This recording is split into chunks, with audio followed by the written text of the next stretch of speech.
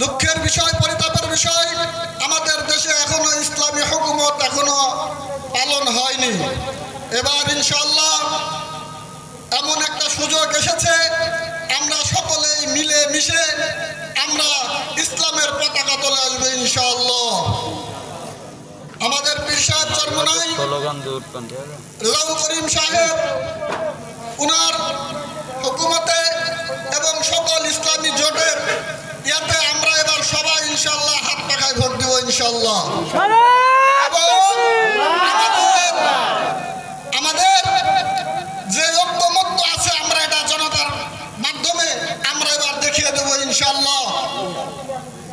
এবং আমাদের মুসলিম জনতার একটি আশা আকাঙ্ক্ষা যে আমরা এবার কোরআনী আইনে আমরা দেশ গড়ব ইনশাআল্লাহ।